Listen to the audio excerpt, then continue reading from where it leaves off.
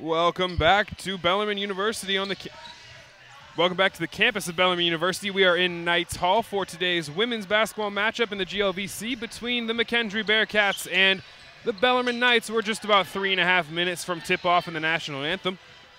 But we still have a little bit more of a pregame show to do. I'm Gabe Smith, now alongside Molly Jett.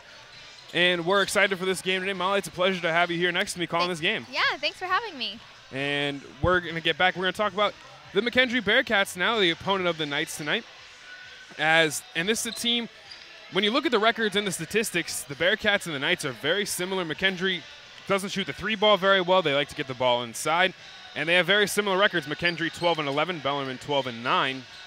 So a few more games played by the Bearcats, but either way, same amount of wins, and the same amount of wins in the conference as Bellarmine's at 6-7 and Mckendree's at 6-8. So tonight is actually a very important game in terms of the GOVC because Bellarmine currently sits in 6th, Mckendree sits in 7th, and the top 8 teams are the ones that get into the GLVC conference tournament at the end of the year.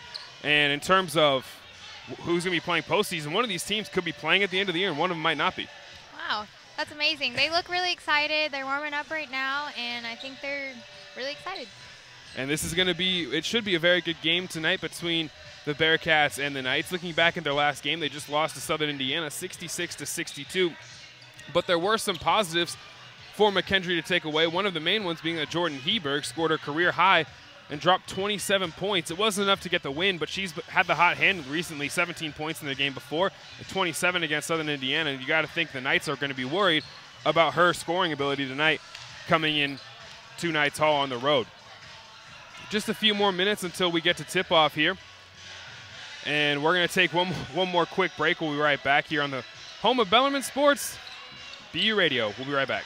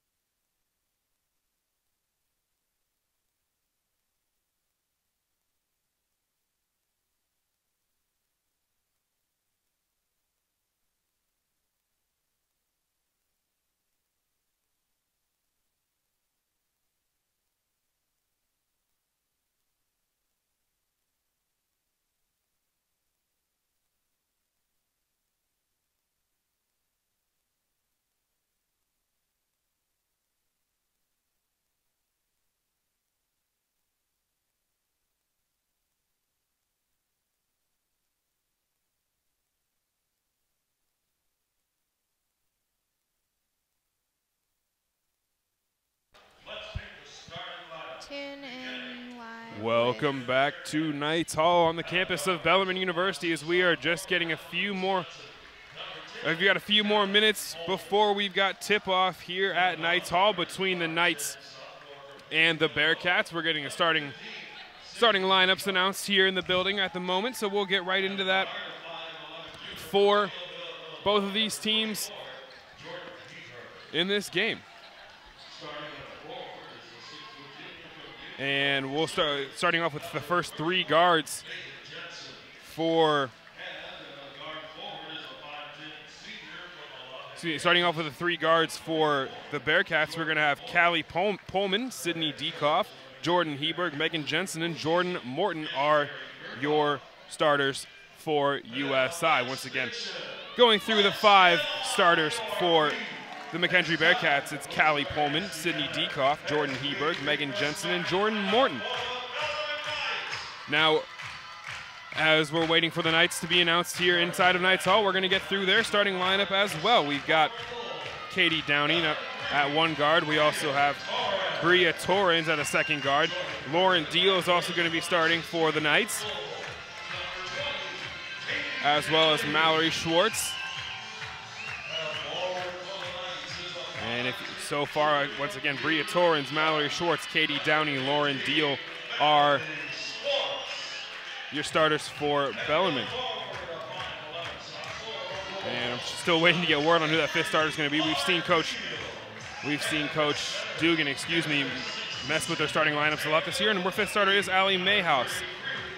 Here in Knights Hall, once again, we'll go through that one more time for the Knights. Bria Torrens, Mallory Schwartz, Katie Downey, Lauren Deal, and Allie Mayhouse are your starters for the Bellarmine Knights. We apologize for some of the technical difficulties we've had here from Knights Hall in this pregame show, but we're hopefully going to get rid of those as we get into this game. I'm Gabe Smith alongside Molly Jett, and we're just about 30 seconds at this point away from tip-off. And Molly, what are you looking for out there tonight in terms of both of these teams? I'm looking forward to them winning. It's our homecoming week, and I'm just thrilled to have our student body here to support them. And it has been a very good homecoming week. Hopefully with these two games today will end Bellarmine's homecoming on a high note. Both of these teams can walk out of here with a win, and I think the men's team has a really good chance of doing that, and the women's team right in front of us has a very good chance to walk out, as both of these teams sit right next to each other in the standings in the GLVC. Bellarmine at 6th, Mckendree at 7th. And they play each other one more time at Mckendree later this year when the men and the women will travel to Mckendree. But right now we have this game. It's going to be very important in terms of the standings coming down the last couple weeks of the season in the GLVC. Knights are going to win this tip-off, and it's going to be Bria Torrens that's going to carry the ball across the timeline for the Knights as they're going to get into their offense. Swinging across around the left. Now Downey controls at the top of the key. Torrens with 18 left on the shot clock. 9:45 left in this first quarter. Deal drives to the left side, thinks about the shot, loses control. Now it's going to be a turnover. First turnover of the night for the Knights comes from Lauren Deal. Now bringing it across the timeline for the Bearcats is Dekoff. She gives it to Pullman, and the Bearcats are going to get into their offense. 9:26 left in this first quarter. Dekoff looks inside, finds Morton. Morton swings it out wide, and shot from Heberg goes in. She continues her hot streak, 27 points against Southern Indiana last week, or on Thursday, excuse me. Now she starts off with 2 here tonight.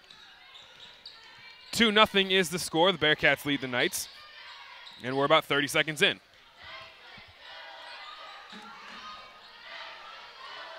Torrens leading the offense for the Knights. She swings it to Downey on the right side. Downey tries to find a pass. She gets to Deal, who puts up the shot good from about 17 feet. Nice shot from her, and the Knights tie this game up at 2. 2-2 now the score, as Mckendree brings it across the timeline. First 2 points came from Megan Jensen, as now Dekoff's going to let a 3 fly, and she gets it to fall, and it's 5-2. Dekoff starts off the night well as she hits a 3, and the Bearcats are up 5-2. Torrens sets the offense up. She swings it to Deal at the top. Now down low to Mayhouse. Back to Deal now. Mayhouse on the right side. Makes a move inside, goes up with the left hand. That looked like it was a foul there, but no call. I think they're going to credit a block to Dekoff there. That definitely looked like she got her on the arm. But we've got an inbounds play coming from underneath the basket for the Knights. 8:17 left in the first quarter. 5-2 the score. Mckendree leads. Torrens inbounds this one long to Schwartz. She swings it to Downey on the right, and now it's up top with Mayhouse. She swings it down low to Deal. She almost loses control, but is able to get it back out to Mayhouse. She can't get the shot to fall, and the rebound's pulled down by Morton. Bearcats are going to bring it across the timeline. It's Diekoff. She swings it down low inside. It's Gigi Hopkins.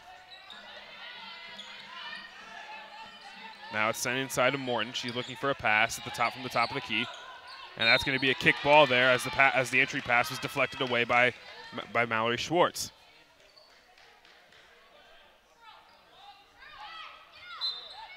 Inbounding the ball now is Mckendree underneath the basket. 7:49 left in the first quarter. Heberg controls. She's going to take a shot, and she nails that one too. It's 7-2. Jordan Heberg starts off with her first bucket, and Mckendree is 3 for 3. We've got a traveling call and another turnover. This one's going to come from Bria Torrens, a turnover for the Knights, and Mckendree's going to control the ball. 2.5 minutes into the game, it's 7-2. Not the start Coach Dugan was looking for out of her Knights. Bellarmine's going to bring a little bit of a press here, and it's going to cause a turnover as the long pass from Diekoff could not find Heberg. And now we got the first turnover of the night for Mckendree. I'm Gabe Smith alongside Molly Jett here from Knights Hall. 7:24 left in the first quarter. 7-2 is the score. Mayhouse now sends it out to Deal. She thinks about the shot. Now moves to the right side. It's Torrens, and now inside to Mayhouse. Back to Deal on the left elbow. She makes a move inside. Thinks about the shot. Now gets inside, gets the layup. Nice right-handed layup. Good move from Lauren Deal. She had 8 points against Illinois Springfield on Thursday night, and she has 4 quick ones to start this game. Now as Diekoff drives inside, sends this one to Jensen, and it gets blocked from behind, and Bellarmine controls. Bringing it across the timeline is Torrens. She swings it to Mayhouse, and now down to Deal. 15-footer up and no good. Rebound pulled down by Morton.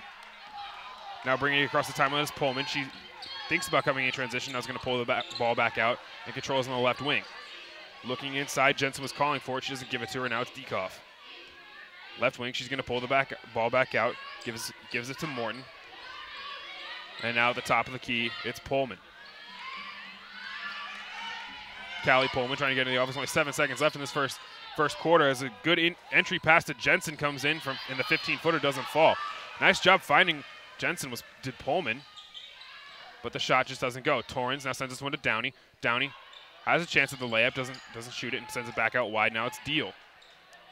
She sends it to Mayhouse from 17 feet. That shot's no good. Rebound pulled down. Nice offensive rebound. Good hustle there from Mallory Schwartz. She controls the ball, and it looks like we're going to get a foul on Callie Pullman. First foul of the game, 5.5 minutes left.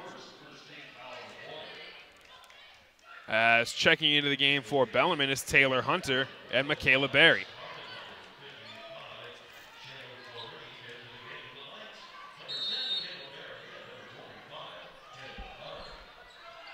Now the Knights are going to inbound the ball from the left side. The ball gets into Hunter. She finds Torrens now, and she's going to set up the offense with 25 seconds on the shot clock. 5.5 left in this first quarter. 7-4 is the score. Berry now sends it inside to Hunter. She gives it to Mayhouse, and she drives it on the left side. Shot doesn't fall. Rebound pulled in by Madison Hart, who checked into that last timeout. Now she's going to bring it across the timeline, sends it to Diekoff on the left. She's going to try to set up the offense. Diekoff finds Heberg on the right. Now the newly checked in Hart gets the ball in the right corner. 5.5 minutes left in this first quarter. As this ball stripped away by Mayhouse, and Berry's going to control on the left side from behind. She gets stripped by Hart, and now it's controlled by Mckendree. Dueling turnovers there from both of these teams. Apparently neither team wants the ball, and it's 7-4 still. Not a whole lot of offense in this first quarter from either team. A hot start from Mckendree. They've really cooled off since then, turning the ball over and missing a few shots. Driving inside was Diekoff, and she has the ball stripped away by Torrens. Now she's going to make a move inside. Nice reverse move, and now sends it wide. Three-pointer is good from Mallory Schwartz. 7-7 is the score now. Bellarmine on a little 5-0 run of their own as Mallory Schwartz gets the 3 to fall. 4.5 now left in the first quarter as Mckendree's going to bring the ball across the timeline. It's Pullman. She swings it wide to Diekoff. She's trying to find Florine inside, It's not there. Now the entry pass does get inside as Mayhouse was playing defense there. She had to send it back out to Dekoff, and now it's on the left to Heberg. She pulls from 17 feet, no good, and the rebound is pulled in by Mayhouse. Now given to Barry on the left. She's going to bring it across the timeline. 4 minutes and 10 seconds left as the ball is entry pass goes to Hunter. She makes a nice move to get an easy look at a left-handed layup and can't get it to fall. Rebound was pulled in by Florine. And now Mckendree's going to bring it across the timeline. Controlling at the top of the key is Hart. She tries to make a move inside. That's going to be a traveling violation as Hart lost her balance and fell to the ground with the ball. And we're going to have the game's first media timeout now. Molly, what have you seen so far in this game from both of these teams? They're both doing really well. They're both strong, but right now we have the band playing and the cheerleaders are out on the floor, and they look like they're having fun with a lot of spirit. Just under 4 minutes left in the first quarter. 7-7 is the score.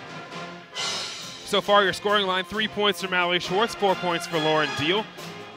And on the side for Mckendree, 3 points for Sydney Dekoff, 4 points for Jordan Heberg.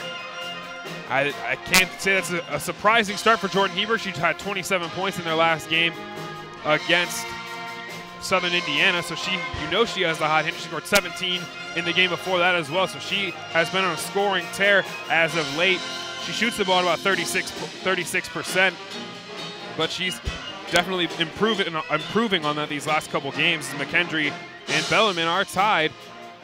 6 minutes and 9 seconds into this game, we've got our first media timeout here from Knights Hall. Right now, the dance team is out, and they are doing really strong. They have a trip coming up to Florida, and they go annually, so I can't wait to watch them compete there as well. Going to be a good time for the Bellarmine dance team as they, I believe that is that a national competition that they go down to in Florida? So good luck to the Bellarmine Bellarmine dance team as they go down to compete in nationals in Florida in just a couple of weeks, I believe. Yes. Score is 7-7 here from Knights Hall. Checking in for the first time is Bailey Harney for the Knights. Out there is Lauren Deal, Katie Downey, Allie Mayhouse, Bailey Harney, and Michaela Berry. Bringing it across the timeline, though, for the Knights is Downey, and they're going to get into their offense. She picks up her dribble and has to find Deal on the right.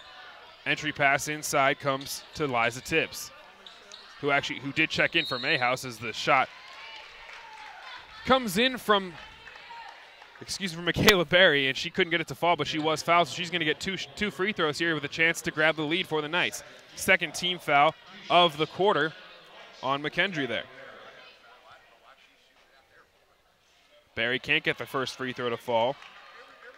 She's a 78% free throw shooter, so normally very reliable from the line for the Knights and Coach Dugan. As the second one is up and good, and the Knights take the lead. 8-7 the score as Michaela Berry knocks down one of 2 free throws, and the Knights are going to bring a 2-2-1 press here, trying to put some pressure on the Bearcats. They're going to break it and bring it across the timeline. Into their offense now, it's Haley Zilka. She swings on the left side to Kraus. Now looking for a pass inside. She doesn't find it, gets to Zilka now. A good entry pass coming in to Heberg. She can't get the shot to foul, and we're going to have an offensive rebound pulled in by Hart, and we're going to have a foul on Bailey Harney. That's going to be her first. The rebound was actually pulled in by Shaylee Florine. She's going to go to the line for 2 shots. 81% free throw shooter is Florine. 8-7 the score. She has a chance if she makes both of these to put the Bearcats up by 1. She knocks down the first one. And the score is 8-8. That was the first foul on Bellarmine. You got to think Coach Dugan's happy with that one. Only 1 foul, almost 7 minutes into this game. Second free throw from Florine is good. And now Mckendree's going to come with a little bit of a full court press as Downey brings it across the timeline. And the Knights get into their offense. She swings it to Deal on the left, now back to Downey. Downey is such a strong player. She swings it across the left to Deal. Now at the top of the key, makes a move inside. She finds Harney, and she makes a move in, leaves it there, and now swings it back out to Deal. Deal finds a cutting Michaela Berry. She can't get the shot to fall, but she gets her own rebound, and now brings it out to the top of the key. New shot clock for the Knights. Downey controls on the right side. Now it's Deal at the top of the key. Makes a move inside, loses control of the ball. That's going to be stolen by Zilka. She brings it across the timeline. Mckendree running in transition. Now good passing from Mckendree as this block comes in from Katie Downey. Nice job by her to get back in transition. The shot was going to come in from Kraus. Mckendree may be getting a little too cute for their own good there with a few extra passes in transition. And then the shot gets blocked by Downey. That's only her second block of the season as Zilka controls the ball now, enters it to Florine. She makes a move inside, puts a shot up with her left. That one's blocked by Liza Tibbs. 2 blocks there on that defensive possession for the Knights as Downey brings it across the timeline, down 1. 2 minutes left in the first quarter. It's Katie Downey who makes the move over. Michaela Berry now with a shot. Pass to Tibbs. She can't get the 10-footer to fall, and the rebound's pulled down by Mckendree. Long pass to Florine here, and she's going to get fouled by Lauren Deal. And Florine's going to go back to the line for 2 more shots. She's already 2 for 2 on the night from the free throw line, and Deal picks up her first foul, team's second foul. Coming back into the game is going to be Allie Mayhouse for the Knights, as well as Mallory Schwartz. 1:51 left in the first quarter. Florine has a chance to make it 11-8. She nails the first free throw. We've got the band right here on our left side. Can hear a little bit of the trash talk coming from them. Sure can. There's about 1 trombone, 4 trumpets, a few clarinets. Got a good turnout for the band. Got a pretty good turnout here in Knights Hall. We got the men's game coming up after this. As the score is 10-8, 1:51 is the score. As Hunter, Mayhouse, and Torrance checked in for the Knights. In between there, and now we're going to have a couple of players checking in for Mckendree. It's Sydney Dekoff and Megan Jensen. 11-8 is the score as this ball is inbounded to Torrance. She gets picked up full court by Zilka. Gets it across the timeline and leaves from Mayhouse there. Now it's to Barry on the left, back to Torrance at the top of the key, and the Knights are into their offense. On the right side now it's Schwartz. She dribbles and enters in, kicks out to Taylor. She can't get the shot to fall. Mayhouse with the offensive rebound, though. Nice job by her. She finds Torrance on the outside. 3-pointer on the way. And good. Nice shot. Brea Torrance gets on the scoreboard, and she's got 3 points, and the score is tied. Now Mckendree's going to bring it across the timeline. Zilka comes in. Entry. Nice job. She was trying to get the pass to Jensen just a little bit too far in front of her, and that one's going to go out of bounds, and that's a turnover. Knights control the ball now. A lot of ones up there on the scoreboard, 11-11, 1:11 left in the first quarter. Somebody should have taken a picture of that one. That was actually pretty cool. As now Mayhouse didn't have any clue the pass was coming from Torrance. Torrance turns around, looks at her bench, and says, "My bad, that's a turnover there." 11-11 is the score. Not a whole lot of offense coming from either team. Bellarmine not particularly a first quarter scoring team. That is their worst quarter in terms of offense so far this year. Zilka now makes a move on the right side. She tries to get an entry pass. It's stolen by Barry. She's going to bring it across the timeline. Knights are running in transition. Torrance pulls from 15 in transition. And the ball's rolling around and does eventually fall around. I thought that was going to come out, but it doesn't. They're getting more aggressive. Nice shot there. She decides to pull up instead of make the move inside, and it works out. And it's 13-11. Zilka brings it across the timeline now for Mckendree. 27 seconds left. There's an 8-second difference between the shot clock and game clock. Now it's Zilka on the left, trying to get the entry pass into Jensen, and she does. Jensen now working on Mayhouse. She can't get this. She tries to put the shot up. It's blocked by Mayhouse, and now 12 seconds left as the Knights are running in transition. Barry thinks about the shot. She comes inside to Schwartz, and she gets fouled, going up with a right-handed layup. Good transition play from the Knights right there. Barry faked the 3, drew out an extra defender, and was able to find Schwartz driving into the basket. She's going to go to the line now for 2, and she has a chance to extend this Knights lead to 4. The 62.5% free throw shooter is good on the first. That gives her 4 points on the night. Checking into the game now for Bellarmine is Stephanie Still, as Taylor's going to come out for her.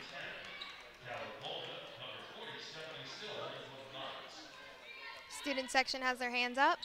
And this one is no good. Rebound is pulled down by Mckendree. Running in transition is Pullman as she checked in at that last break. And now Dekoff is going to come in. She gets this pass. Nice pass there to Megan Jensen. Bellarmine came across trying to contain Diekoff, and she was able to get a great pass to Megan Jensen, and she lays one in for 2 points at the end of the first quarter. It's 14-13. Bellarmine just about right on average. They score almost 16 points in the first quarter so far this year. But they've got a 1-point lead here. The score 14-13 from Knights Hall. Got 30 more minutes worth of basketball to be played, but a good game so far between both of these teams.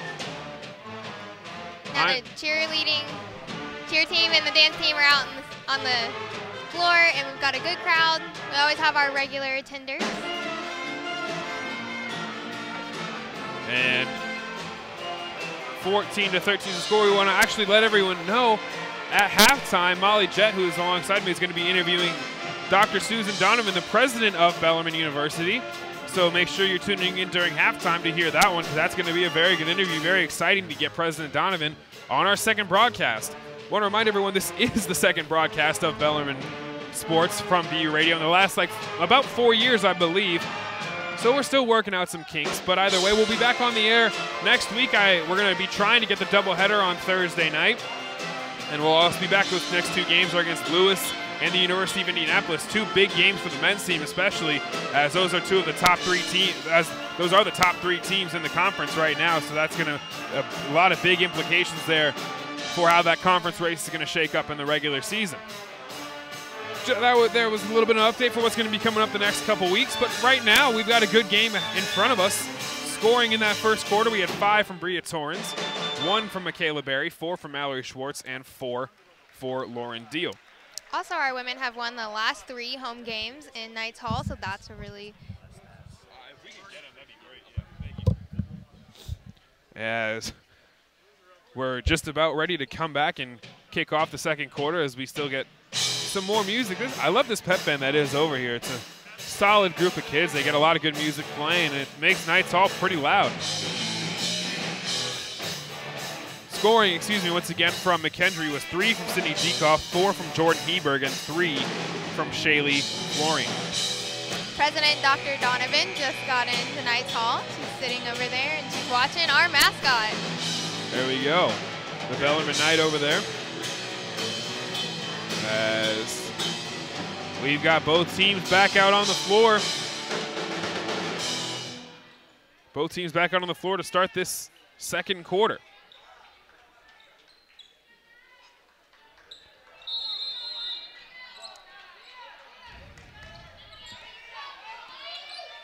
Forgot to add that Megan Jensen actually also had 2 points, and that's how we get to 13 for Mckendree. We're back in play here with 9:50 left in the first quarter. Or second quarter, excuse me, as Mckendree's into their offense. Entry pass comes in low. That's Jensen. She kicks it back out to the top of the key to Hart, and now on the left side to Morton. Morton controls. She's going to put up a 3. This one way off the brick, and the rebound's pulled down there nicely by Schwartz. Fought for it well, but now she turns the ball back over quickly to Diekoff, and she's going to pull it back out as Mckendree's going to try to get an entry pass, and that one was easily stripped by Torrens. A lot of turnover so far to start this game as Torrens is going to come inside. She's going to get fouled going up with a right-handed layup, and she's going to get 2 shots now. A lot of turnovers from both of these teams so far in this game. And the score is 14-13. 6 turnovers so far for the Knights, 7 turnovers for Mckendree. Both teams having trouble holding on to that ball. Coming into the game now, as Torrens misses her first free throw. Coming into the game for Mckendree is going to be Florine and Madison Hart. No, excuse me, Jenna Kraus. Torrens now has a chance for another free throw to extend this lead to 2. She gets it to fall.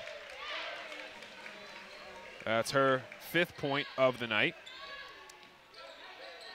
As Bellarmine once again coming with that 2-2-1 press. Pullman controls the ball at the top of the key for the Knights. Now she sends it to Kraus on the right.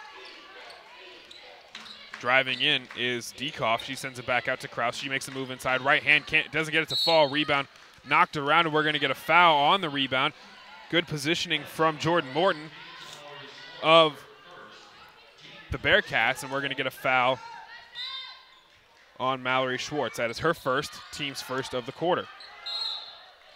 And we've got a traveling violation now at the top of the key as Shaylee Flooring couldn't keep her feet from taking a couple extra steps, and now we have another turnover. That is the 8th of the game for Mckendree. We're only 11 and a half minutes, not even 11 and a half minutes in this game, 11 minutes and 6 seconds into the game. And Mckendree's averaging almost a turnover a minute. Torrens now brings it across, swings to Mayhouse, and now to Barry on the left. Back to Torrens at the top of the key as the Knights are into their offense. That was a good save. Nice save there made by Schwartz. She was able to get to Mayhouse on the bad pass from Torrens. As now Mayhouse is going to get the entry pass from Torrens. She can't get the layup to fall. Easy opportunity there. Schwartz is going to find her way to the offensive rebound, and she gets the layup to fall. There's a really good opportunity there for Allie Mayhouse to get on the board for the first time tonight.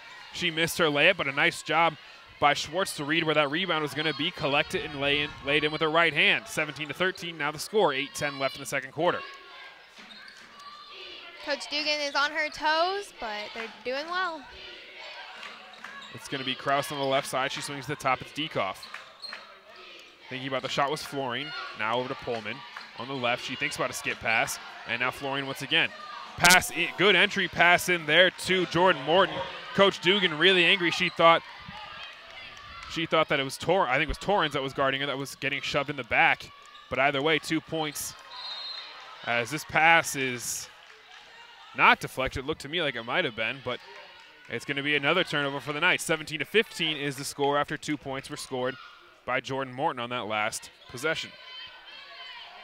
7:37 left in the second quarter.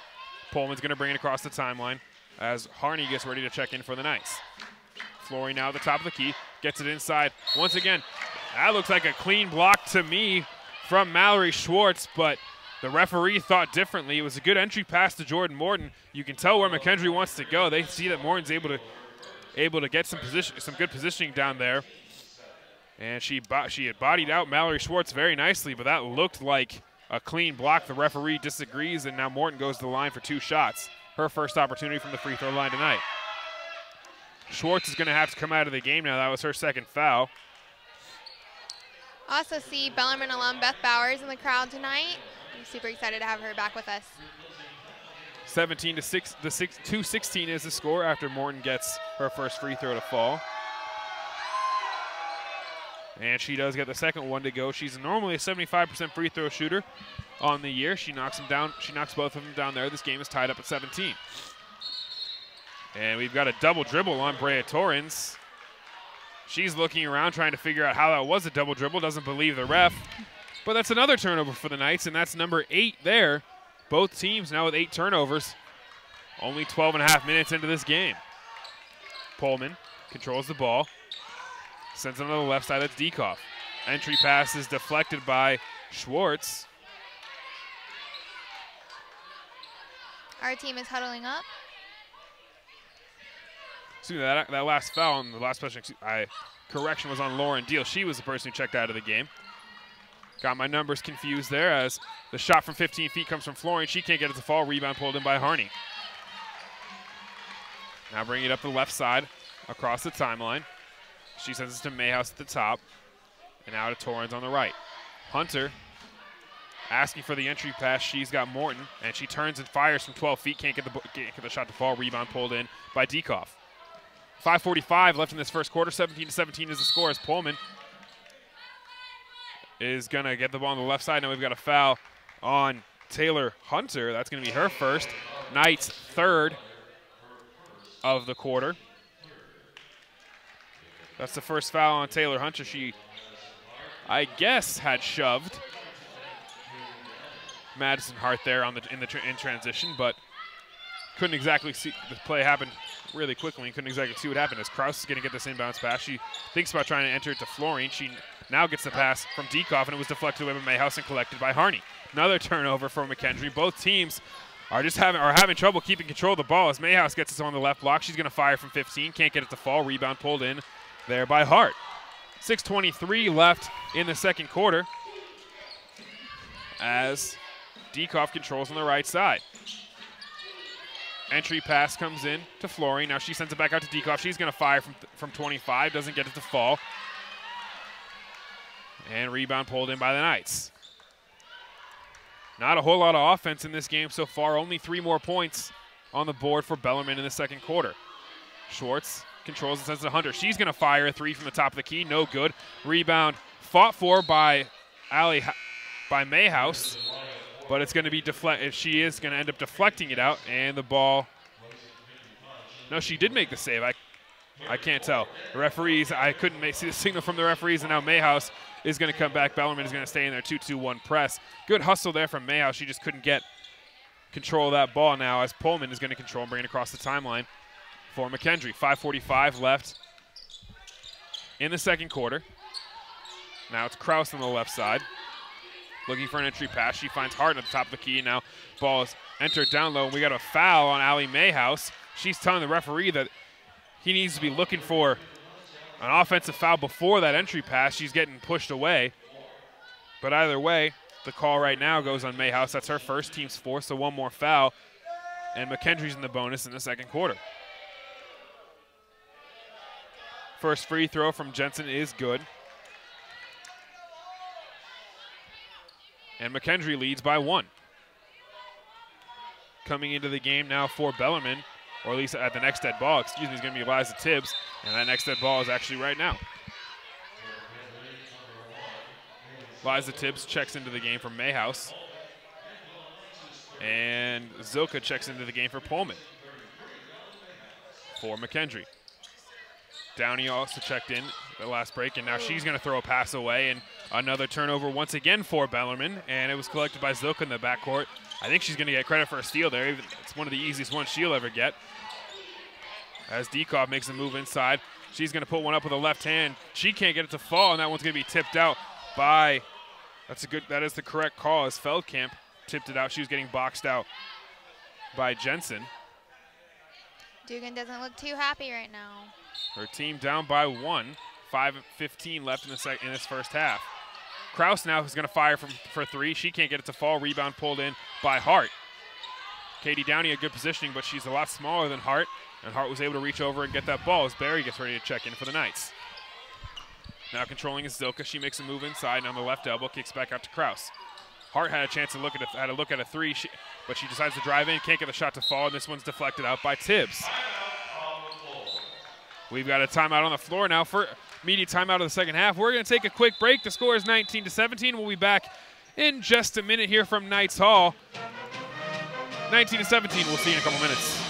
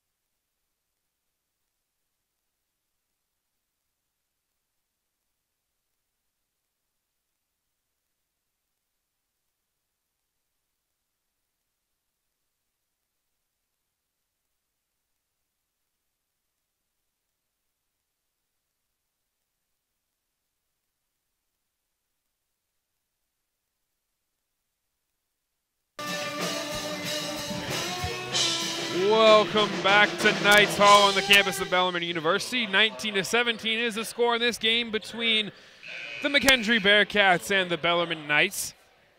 4:53 left in the second quarter, as Mckendree's going to inbound the ball with 12 seconds on the shot clock from underneath the basket.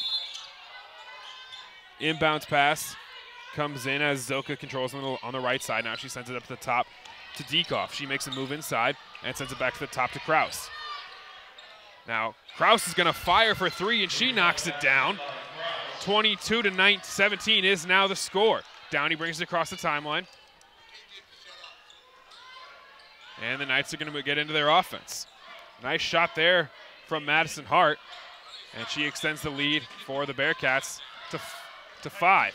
Pass deflected around, collected by Barry. Now she makes a move on the left, and we're going to have a blocking foul on Haley Zilka. That's going to be her first, team's second of the second quarter. 22-17 is the score after the three was hit by Madison Hart, her first points of the night. This ball's inbounded to Tibbs, and we're going to have a reach-in foul. 2 quick ones on the Bearcats, as this one's going to be called on Jordan Morton. Her first foul, team's third now. 2 more fouls, and the Knights are going to be in the bonus, getting 2 shots. Ball inbounded to Harney, and she's going to take control on the right wing, Now back up to Downey. The Knights are getting into their offense as Barry moves across the entire court and picks up the ball on the right wing. It's Hunter now at the top of the elbow. Downey looking for a pass. You can tell she's frustrated that there's not much movement as the shot clock ticks down to 10. Downey makes a move inside. She's going to fire a nice floater, and she gets it to fall. Katie Downey now on the board with 2 points. 22-19 is the score. 3:45 left in the second quarter.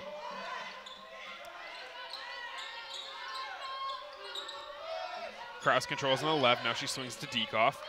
Diekoff has the ball tipped away. She's going to collect it, and she has Harney playing pretty good defense on her. Now on the right elbow, controlling the ball is Morton. She swings it back out to the top. Now it's Diekoff on the left. Skip pass all the way across to Kraus. She lays it off to Diekoff, and she's going to make a move inside and get the shot to fall. 24-19 as Jenna Kraus gets on the board for the first time. 3 minutes, 10 seconds left in the second quarter. 24-19 is the score. The Bearcats lead the Knights. Tibbs with a shot with the layup on the turnaround move. She can't get it to fall. Rebound pulled down by Mckendree, and they have a chance to extend the lead past 5. Coach Dugan wants Mayhouse to come back into the game, and she's going to get ready to check in. Now it's Zilka. She swings it to Diekoff, and now across, and in a trap is Kraus. She's able to get it back out to Zilka, now across on the left side to Diekoff as Mckendree works the ball around. Now once again, nice job there. Pass came in to Jordan Morton at the top of the key. She tried to swing it across the Diekoff, but it was deflected away and out of bounds. And now 2 seconds left on the shot clock for Mckendree to try to get a shot up. It's going to be Zilka inbounding the ball as Mayhouse does check in for Liza Tibbs. Coach Dugan's giving her some words of wisdom on the bench, I think is the best way to put it. As this one's inbounded to Diekoff, she's going to get the shot off, and no good. Rebound pulled down by Mayhouse. The Knights did give up a good look. Diekoff was able to find it, but she couldn't get the shot to fall as Downey brings it across the timeline and sets up the offense. Now it's Hunter on the left side, and now to Harney. Now inside at 15 feet away from the basket in the corner is Mayhouse. She makes a move, gets it to Downey on the top of the key. She's going to put up the 3. She gets it to fall. Knights Nation goes crazy. Good ball movement there from the Knights offense, working it in and out of the paint. And then Katie Downey's able to get the shot to fall. 2-3 zone now is the look for Bellarmine.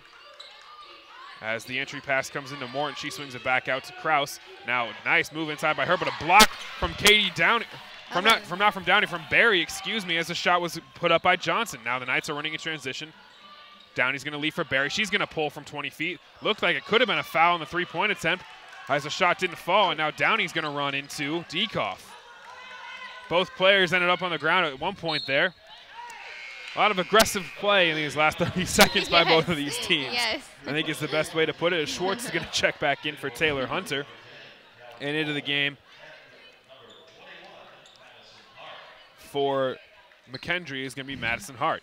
These girls might leave here today with a few bruises. Minute and a half now left as we had a kick ball violation down here on this side. And Mckendree's going to inbound on the left, on their right side. It's going to be Pullman. Not sure what happened with Jordan Heberg. She had a very hot start to the game. We haven't seen her come back into the game. Not sure if she was injured as Pullman collects this pass and sends it back to Kraus. Now tipped away by Harney, and she has a really good opportunity here on the layup. She knocks it down, and the Knights, it's tied up. Bailey Harney made the strip and then gets the basket. That's her first 2 points of the night, 24-24 in the second quarter.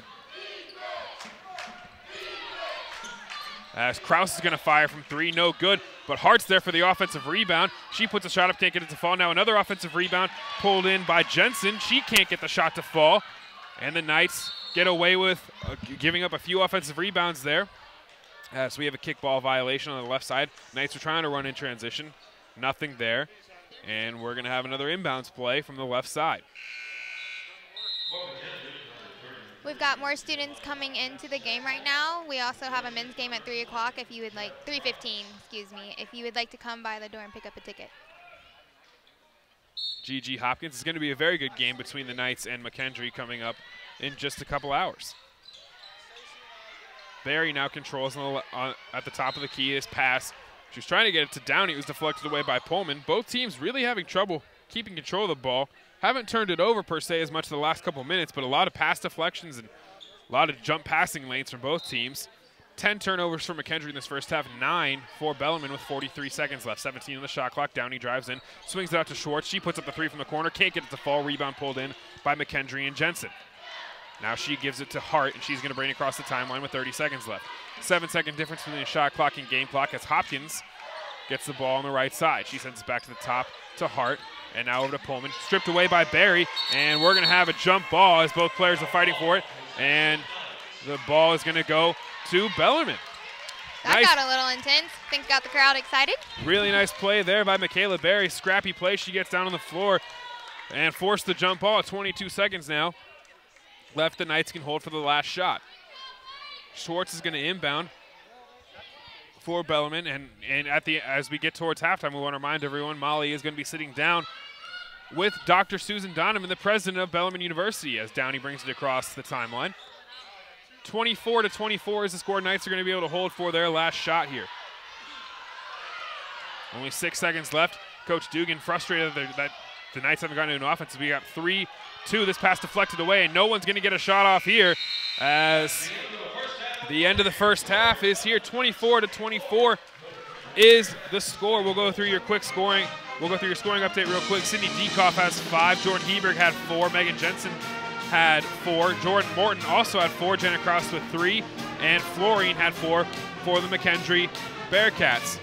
Brea Torrens has 6. Mallory Schwartz has 6. Katie Downey has 5. Lauren Deal has 4. Bailey Harney has 2. And Michaela Barry has 1. And we've got a tie game, 24-24. We've got President Susan Donovan that's about to sit down with Molly Jett. I'm going to take off my headset and give it to Dr. Donovan. Molly, good luck with this conversation. I'll be back with you guys in just a couple of minutes.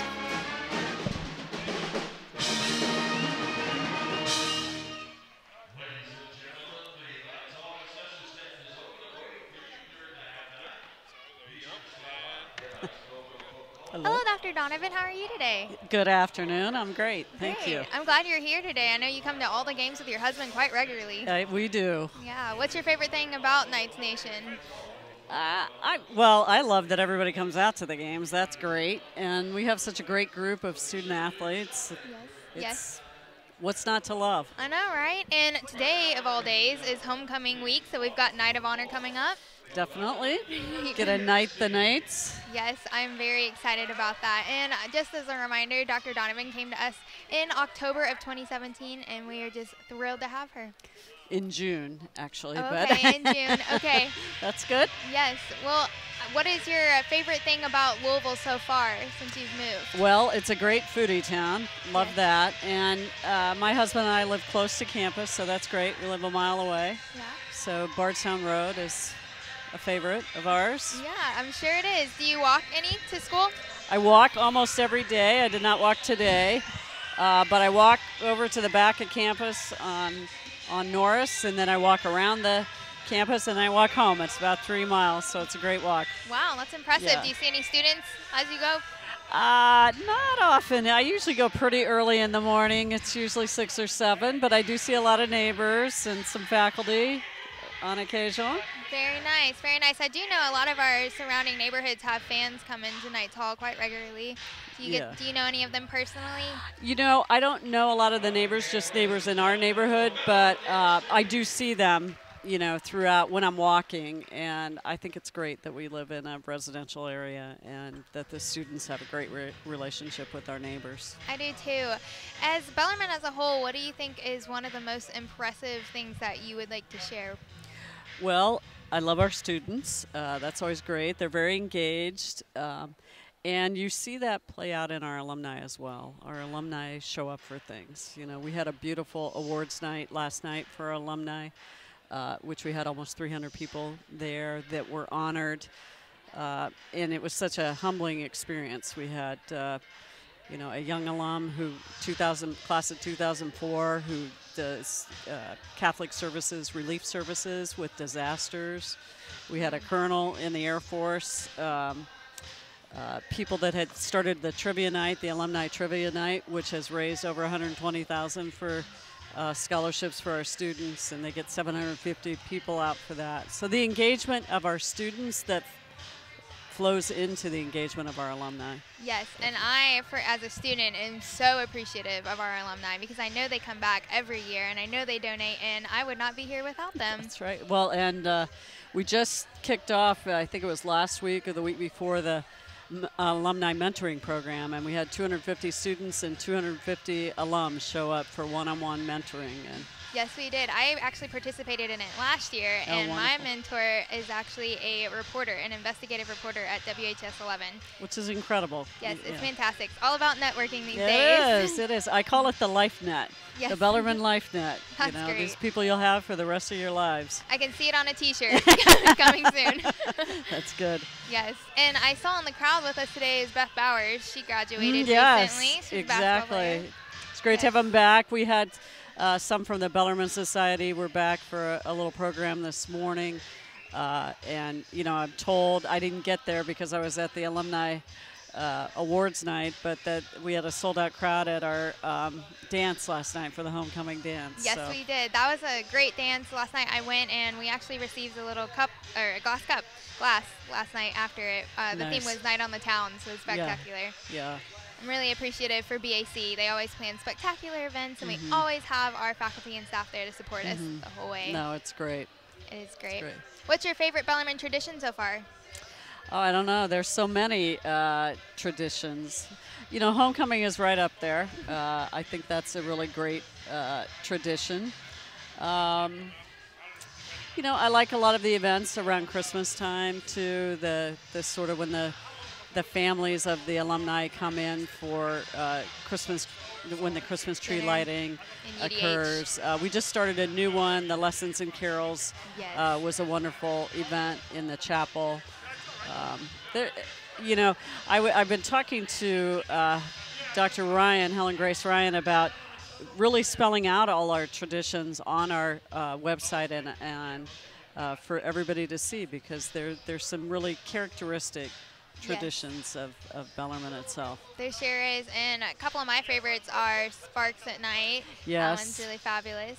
Which I have actually missed. Unfortunately, both times I've had commitments, but that's a wonderful. You're a busy woman. Wonderful thing. I know, it's hard to get to everything, but today we had one of the other programs we had a donor college, in which our faculty presented classes for our alumni, and they had 3 different sessions at 3 different times, and then they just finished with lunch, and they were just thrilled. That's fabulous. What an event. And another one that I really appreciate is Ball on the Bell. Yes. Have you made it onto the... I have not made the bell on the ball either. But, you know, when you have student traditions like that, alumni remember that, and that starts the affection for the institution and the sense of community and caring on campus. And that's why you want to go back for homecoming, because you remember how great it was as a student. Exactly. Yes. I am also really appreciative of our faculty and staff as they come back through and they are being able to relate with us, because not every school is able to relate with their faculty and staff. So you build those one-on-one relationships. Yeah, and I love the fact that our faculty are around, that they're in their offices. Many of them live close by. You know, that just doesn't happen everywhere anymore. There are a lot of places where they sort of consider it well, they don't even consider it a 9 to 5. They just go to class and then they leave. But I don't see that with our faculty. They're just continually engaged, and that's what makes students engaged. The relationship that they have, and they know people are going to notice if they're not in class, and college goes by so quickly. that you want to get the most of it. And that's one of the things that I witness every day is students really getting the most of their college experience. Well, look at you right here. I know. It's amazing. And I mean, I know you traveled to India with some of our students. I did, with a dozen of our students before Christmas to Kerala, India. It was a fascinating program. We had everything from nursing students to others. So we went to hospitals, we went to schools, we went to churches.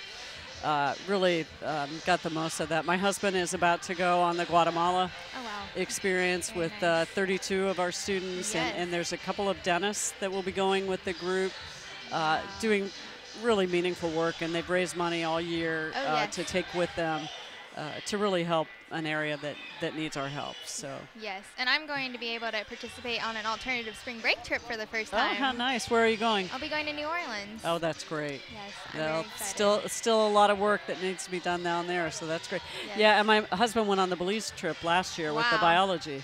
That's amazing. So, and that kind of experience with faculty and staff outside of the classroom is invaluable as well. It sure is. And it was for me too, because I don't get to spend 2 weeks with a dozen students. Yeah. So I could really talk to them about what are they doing, what are they majoring in, what do they like, what do they not like, and I wouldn't trade it. Now I see them all the time, so it's great. Well, on behalf of the School of Communication, thank you so much for speaking with us today and sharing with us your experience at Bellarmine. Thank you for doing this. I really appreciate it. Well, Go Knights. Enjoy the rest of your game. Okay. Go Knights. Thanks. Thank you so much. Thank you to Dr. Susan Donovan there, the president of Bellarmine University, stepping in and giving us a nice halftime interview. A lot of good stuff there. Thank you from Molly for getting a good sit down there. And we're going to take a quick break here from during the halftime show. We'll be right back here on Bellarmine Radio with the rest of the Bellarmine Knights basketball game. 24-24 is the score. We'll be back in a couple minutes. Thank you.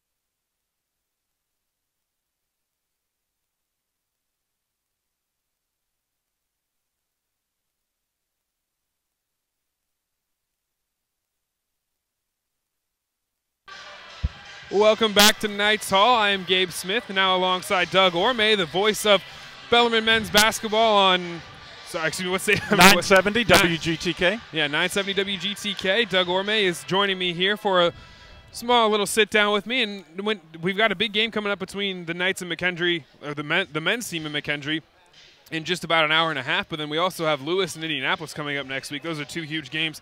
When you're looking at the Knights' schedule over the next week or so, what do you see out of it? What's coming up over the next week? Well, the games, they play them one at a time, and Mckendree is a team that can make some threes, so you've got to be careful about that. They've scored over 90 points, I guess, 5 or 6 times this season, and gave USI a pretty good scare the other night when they were down by 17 or 18, and with 6 minutes to go, made a furious charge back and lost by just 5.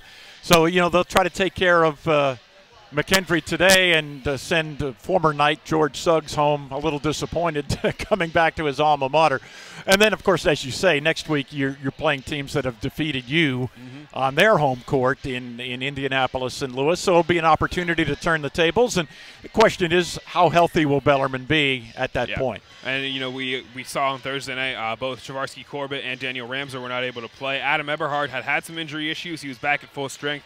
The Knights needed him in that game against Illinois Springfield. It ended up being a lot. It felt at times like Bellarmine was going to run away with that one, but they just the Prairie Stars just kept coming back and getting it right around back to 4 points, and it was one of those games where Bellarmine felt like they should have won by a lot more than they did. They just couldn't really get it going. I credit Illinois Springfield for a lot of that. They played as hard as anybody that's been in here this season. So I credit them. And when you have guys out of the lineup, the rotations change, roles change a little bit, and if that happens early in the year, you say, well, okay, there's time to kind of put this together, and we'll get used to playing the way we need to play now. But now it happens late in the year, and you have to do this very quickly, and that makes it more of a challenge. So that's what Bellarmine is trying to cope with here coming up in the next few games. And in that Illinois Springfield game, we saw Dylan Penn step up. He had a really great game on the defensive side of the ball, was scoring it nicely. When you look at this game tonight against Mckendree and then the rest of the week, who are you looking for other than maybe, Adam Eberhard, obviously going to be a huge key player. Who are you looking for the Knights to really step up out of that with those injured players? Well, a continuation of Dylan's play off the bench, and also, let's face it, they're juniors. Ben Wire and Alex Cook are going to have to play big games for Bellarmine coming down the stretch. I mean, they're juniors now. This is when it's their time to shine, and you feel confident that they will because both have done so in the past. Well, we saw Ben Wire stepping up big the other night against Illinois Springfield I think he hit 5 threes in that game, and 3 of them came early, and he really helped Bellarmine jump out to that early lead. And now, obviously, the other night Indianapolis losing to Maryville on their senior night, that was a big loss. What have you seen from Indianapolis and Lewis that's going to worry you about them? I mean, obviously they were able to beat the Knights earlier in this year, but now coming into Knights Hall, a place that the Bellarmine's been able to protect really well. What have you seen from them that worries you for the Knights coming up? Well, in Lewis you have maybe the best guard in the league in Kendale McCullum, who's been terrific, and Indianapolis is just a team. Jimmy King, again, another great guard. That played real well against Bellarmine, C.J. Hardaway. Those two guys, had big games against the Knights, and we'll see if it could change. Here at home. Now, it's eventually home winning streaks come to an end, and that we saw that here several weeks ago. But I feel confident that they can turn the tables on them and. Then go into the final 2 games of the year at Mckendree at Springfield with a little momentum, and you start thinking about the conference tournament. All right, well, thank you, Doug. We're going to get right back to the action here, and we'll be back. We're going to take just another quick break as we're going to get Molly Jett back under the headset, but we'll be back here with the continuation of the third quarter. We'll be right back here from Knights Hall.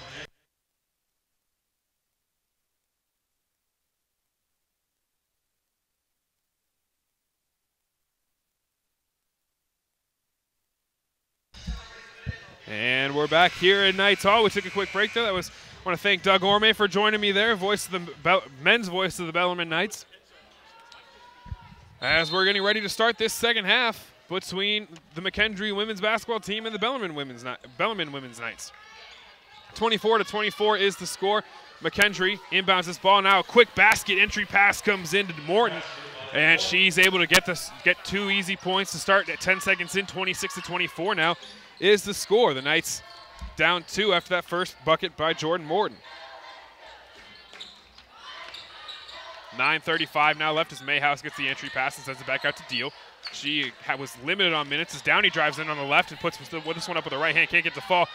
She pulls in the rebound after Deal missed her putback shot. And now the Knights are going to control it. Mayhouse fires from 17 feet, no good. And the rebound's pulled in by Dekoff. And she's going to give it to Morton. She's going to bring it across the timeline. Controlling now is Pullman at the top of the key as Mckendree's going to get into their offense. 26-24, we're 1 minute in. Now Torrance putting some pressure on outside on the left wing. The entry pass comes into Morton. And now it's across to Heberg, who was playing limited minutes in that first half, but she's back here now. She scored 4 points in the first couple minutes of the game, and we really didn't see her at all as Bellarmine now brings it back across the timeline. It's Torrance. She sends it to Schwartz on the right. She's defended there by Dekoff. Now back to the top, it's Mayhouse. Looks inside. Going to work there is Deal. She can't get inside, and she kicks it back out. Now Schwartz. 5 seconds left on the shot clock. Deal on the left wing. She sends it to Mayhouse. Nice entry pass there, and she's able to get the layup to fall. And it's 26-26. Sally Mayhouse gets on the board for the first time in this game, as I'm now rejoined by Molly Jett under the headset, as Mckendree brings the ball across the timeline. I just got to go see a few kids up in the stands. They're really excited, and they're cheering them on, dancing away. And also, Molly, you got to talk to President Susan Donovan. That was a pretty cool interview that was set up here by Gary Fogel, as we're going to have an offensive foul there on Jordan Morton. And her second foul. First foul of the second half for Mckendree. 26-26 is the score. Torrance is going to bring the ball across the timeline. 7:50 left in this third quarter as Torrance picked up her dribble and has to find Deal as she brings to the top of the key. Now it's back to Torrance on a handoff, and she has it on the right wing. Thought about trying to get to Deal. Now nice back cut for Katie Downey. She can't get the shot to fall. Mayhouse found a nice cutting Downey, and now the ball is deflected around and collected by both Mallory Schwartz and Pullman. They were fighting for it. We're going to get a jump ball, and the Knights are going to control there. Nice job by Schwartz to force that turnover, forcing another jump. That's the second one we've had in this game. And the Knights are going to control the ball. Schwartz is going to come out of the game, limping a little bit. But she's just going to take a seat on the bench. She was replaced by Michaela Berry. 7.5 minutes left in the third quarter. I'm Gabe Smith alongside Molly Jett here at Knights Hall. Got a men's game coming up after this one, as Berry's having pressure put on. Bad pass, almost deflected and stolen away by Pullman, but it's collected by Torrance. Now she makes a move inside. It's Downey on the left wing. She pulls from 15 feet, doesn't get the shot to fall. Rebound is collected by Morton. She gives it to Deekoff, and now they're going to bring it across the timeline. 26-26, a highly contested game between both of these teams as Morton controls on the left side. Gets inside to Pullman. She had the ball on the left block. She's going to pull it back out to the left wing. Now inside shot up and good from Megan Jensen. She's got 2 points in this half. It's 28-26. That was her 6th point of the night there for Megan Jensen, as we have another turnover from the Knights. Ball pass thrown out of bounds. And we're going to get a timeout, first timeout of the game from Coach Dugan. 28-26, you can tell she's frustrated with her team. Both teams have had turnover issues. Mckendree with 13. Yeah, and Gabe, how many weeks are till spring break? It's first week of March, correct? So we're going to have, what is it, 2.5 weeks now until spring break here on the campus of Bellarmine. So what are you going anywhere fun, Molly? I'm actually going on a spring break alternative trip through Bellarmine University. I'll be going to New Orleans and helping with the disaster relief from from the Hurricane Katrina. What about you? Oh, okay. I'm just going to be going home for spring break, or I might even be here calling more games. I have a friend that was on campus last year who was an Italian exchange student. I was going to try to get over there to see him, but that's not going to end up working. I think we're going to have to push that trip back to the summer. But yeah, it was going to be a very exciting trip, but now I'm actually just going to end up going home for a little bit. But always good to go back and see the family, so I'm excited to do that. Get a break get a break from classes and just relax a little bit. Yeah. But it'll be a fun time. We've got a few more weeks though worth of schoolwork and a few more weeks worth of games coming up ahead of us. Want to remind everyone there is a men's game coming after this. We will not be on the air for that one, but Thursday and Saturday as the Knights take on Lewis and Indianapolis, we will be back on the air, hopefully for both doubleheaders, the women and the men's games. Yes, and tickets are always available the day of the game. You can walk up straight to the box office right in front of Knights Hall, and you can also buy them. Pre-sale is online. And we want to remind you, this is the homecoming week for the Knights.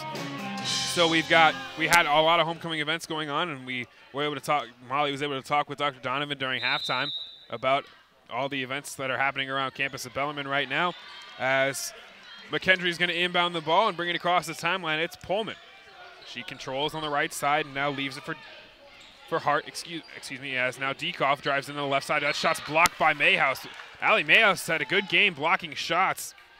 Done a very good job. I believe that's her second block, as I think they actually credit that one to Michaela Berry, who was playing pretty good defense. I think both Mayhouse and Berry might have gotten a piece of that one. As Deekoff controls the top of the key, tries to make a move inside and leaves it back out there for Heberg. She almost loses control. Good defense by Lauren Diaz. This ball is deflected out of bounds. We've got 1 second left on the shot clock. The Knights have to make sure to not leave anyone open on this inbounds play. Mckendree has to get a shot off quickly, as the inbounds pass comes in down low. And that shot is put up and scored. Good play as Florian was able to get a nice catch on the right block. You can tell Coach Dugan's upset with that one. Shaylee Florian gets 2 more points there, and it's 30-26. 6:06 left in the third quarter. Torrens leaves for Deal. She drives in on the left side. She gets fouled there. Nice move inside. Florine had nothing else she could do other than she didn't want to give up 2 easy points, so she fouls Deal. And Lauren Deal is going to go to the free throw line for 2 shots, a 74% free throw shooter. She has a chance to pull this game back to a 2-point lead as the seats are starting to fill in a little bit more in the middle of this game as Deal makes her first free throw. We also have Night of Honor happening during halftime coming up for the men's game, which is super exciting. It's always a tradition. And that'll be a very, very fun thing to watch as Deal misses the second free throw, and it's collected there by Mckendree. Now Pullman swings it across on the left side. That's Diekoff. And she swings a skip pass over to Heberg, and she makes a move inside. Can't get it to fall over Mayhouse, but the offensive rebound is collected. Nice job there by Florine getting inside, and she gets the layup and one. Foul is going to be on Allie Mayhouse. That's her second, team's first of the third quarter. And Florine's going to get a chance to extend this lead out to 6 after she gets the and one opportunity here. 32-27. Knights Nation is on their feet trying to distract them. The free throw does fall for Florine, and Zilka is going to check in for the Bearcats. It's going to be Mallory Schwartz and Liza Tibbs checking into the game for the Knights. Allie Mayhouse and Downey come out of the game for Bellarmine. I see quite a few future Knights in the crowd. I think that looks pretty fun. Pretty good. Got some students, got some young kids out here wearing their Bellarmine gear as Tibbs now makes a move inside. She can't get the shot to fall. Rebound fought for, but pulled in by Florine, and now she leaves for Diekoff. She's going to bring it across the timeline. Mckendree running in transition. Diekoff stripped by Barry. Good defensive play by her, and that's going to be a foul, I believe, on Hart. Nice job by Michaela Barry drawing that foul, the third one of the quarter on Mckendree. Dugan's back up on her feet, just getting really intense. She's trying to get some energy into this team. They're down 6. This is a big game when it comes into the standings. A win here puts Mckendree above Bellarmine. I know, and they've won their last 4 out of the 5 games, home games. And this shot from Barry is no good, and now she's going to play. She's going to pick up full court defense. Almost creates a turnover there. As Mayhouse is, no, excuse me, it's going to be Deal that's guarding. That's guarding Zilka. 15 seconds left on the shot clock. And now the Knights, nice pass out on the wing. Shot came in from Madison Hart. She can't get it to fall. Rebound collected by the Knights. And controlled now. It's Deal on the right side. She makes a move inside. Thinks about the shot. Makes a move. Gets nice layup there. She was able to step around Madison Hart. Great use of her 2 steps there. And now she's on the board in this half. The Knights are down 4, 33-29. Things are getting a little bit more exciting. Diekoff now inside. Torrens there stepping up. She's going to get called for a blocking foul. I believe the referee is saying she was in the restricted arc underneath that basket because she was definitely in front of Diekoff before she made contact with her, but that looked like that hurt, Gabe. It did. It was like a face plant. Tough play there from Diekoff. She's going to go to the line for 2 shots after this media timeout. And it has been a fun homecoming week. Molly, why don't you tell everyone what's happened this week with the homecoming events that's gone on here on Bellarmine's campus? Yeah, well, last night we had our homecoming dance. It was downtown at the Ice House, and our tickets actually sold out, which was very impressive. And our theme this week is Night on the Town. So today we will be having Night of Honor, which our students were able to vote on our peers to decide the winner, and they will receive a little scholarship and then a free limo ride to wherever they want. Awesome. So a lot of fun things happening around the campus of Bellarmine University right now. And it'll be just a couple of weeks before we have senior night, sending off these seniors that have been a part of these. So sad. Been a part of these Knights programs with the men's and the women's team for their last 4 years. 33-29 is the score. We're about to get our live stats update here. 4:26 left in the third quarter. And we'll go through the scoring rundown real quick. We'll start with Mckendree. Megan Jensen has 6 points. Jordan Morton has 6 points. Sydney Diekoff has 5. Jenna Kraus has 3. Jordan Heberg has 4, and Shaylee Flooring leads Mckendree with 9. They have 33 total points. Now looking at the Knights, Mallory Schwartz with 6. Lauren Deal leads the team with 7. Allie Mayhouse has 2. Brea Torrance has 6. Katie Downey has 5. Bailey Harney has 2. And Michaela Berry has 1. That adds up to 29 for Bellarmine. So a lot of players getting on the board for the Knights. They've got, I believe, 7 players that have got on the board with at least 1 point, as Dekoff's going to go to the line with a chance to extend this lead to 6. Knights Nation's brought out the bobbleheads. And Dekoff gets the first one to fall. Big picture of Will Farrell down there. You can kind of see it on our one live stream camera here, as Dekoff got the first free throw to fall, and now she puts up the second one. It bounces around and falls. She's got 2, as Jenna Krause is going to check back into the game for Jordan Heberg. Heberg went to the bench for most of that first half with foul trouble. She had 2. She's done a good job so far in the second quarter of not fouling. 35-29 is the score as Torrance brings it across the timeline. Now it's Deal on the right wing. She leaves it for Harney, and now she's going to bring it across, skip past to Torrance. She's going to let a 3 fly, and she gets it to go. Brea Torrance gets her first 3 of the game, and now it's a 3-point game. Knights are only down as we got a traveling violation on Krause. The Knights bring their 2-2-1 press, force another Mckendree turnover. That's 15 on the night. Mckendree still with a 3-point lead, but they can't stop turning the ball over. The only thing that might make that hurt a little less for Mckendree and Coach Carrie Kirkhoff is the fact that Bellarmine's turned the ball over 11 times. Torrance is going to bring the ball across the timeline and hand it off to Harney on a switch. 20 seconds now left in the shot clock as the Knights are into their offense. Pass comes into Tibbs. She gets the layup. Can't get it to fall. Easy look there for Liza Tibbs, but she just can't get it to fall with the left hand. And Mckendree controls. On the right wing now at the top of the key, it's Flooring. She puts this shot up from 15 feet and gets it to fall. That gives her 11 on the night. And a leading scorer in the game, Shaylee Flooring, gets it to fall for Mckendree. It's 37-32. Now it's Harney. She's going to bring the ball back across the top of the key and hand it off to Deal. Gets it to Torrance on the left side. She now gets the entry pass into Eliza Tibbs. She can't get the shot to fall. Might have been blocked there by Flooring, but the rebound is pulled in by Mckendree. Now bringing it across the timeline is Krause. Full court pressure coming from Bellarmine once again. Dekoff is able to receive the pass and break the press and get into their offense. Flooring collects on the right side, the left side, excuse me, and sends it to Pullman on the right. Now it's back to Flooring. Now down low to Morton. She makes a move inside, gets a nice right-handed layup. Can't get it to fall, but we're going to get a foul call on Allie Mayhouse, I believe. That's her 3rd foul of the night. And Gabe, you know what one of my favorite things is about Bellarmine? What is that? It is the fact that our faculty and staff really support the student athletes. I see a lot of them out here in the crowd right now, including one of our School of Com professors, Winnie Spitza, and I just love that. It's a lot of fun. That's very true. We do see a lot of professors coming to student events. It's a lot of fun, and everybody knows that these games are very entertaining to come to. You usually get a lot of good basketball. Yes, and students are able to come free. Yep.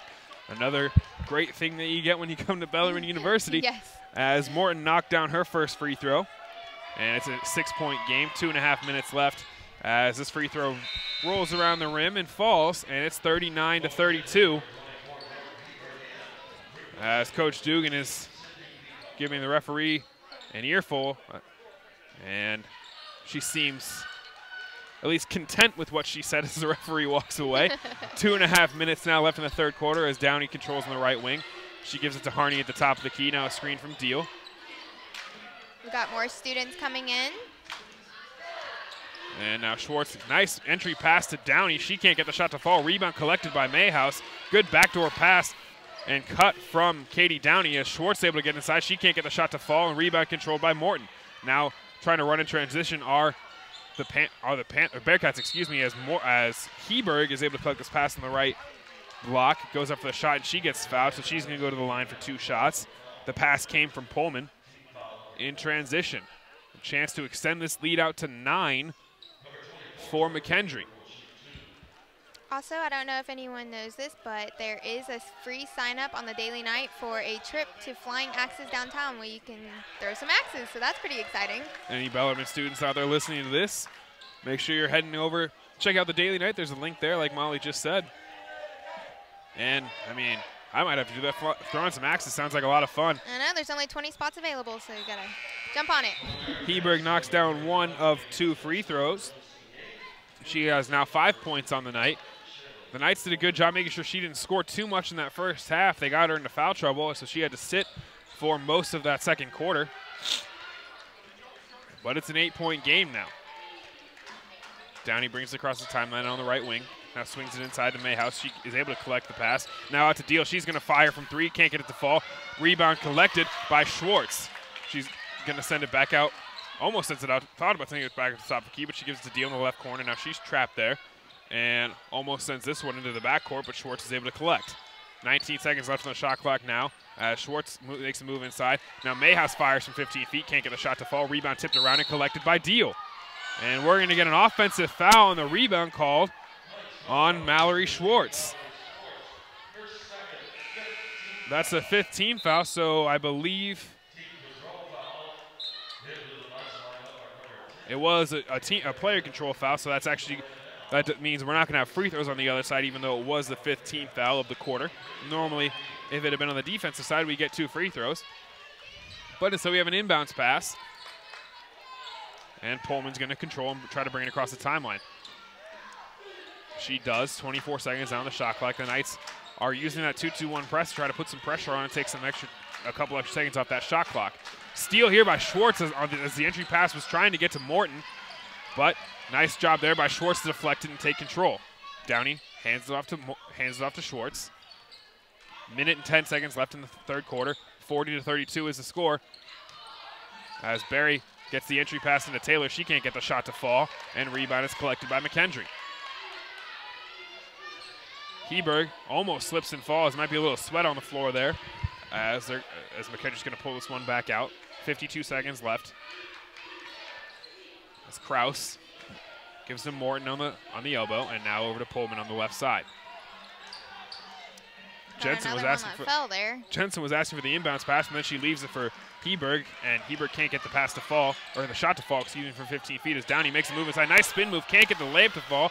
We've seen the Knights really work the ball inside and get a lot of good shots as Barry's going to now get a blocking foul in the backcourt. That's got to be frustrating if you're Coach Dugan because you have a foul 80 feet from the basket there, and now 2 shots are coming up for Pullman. 29.6 left in the third quarter.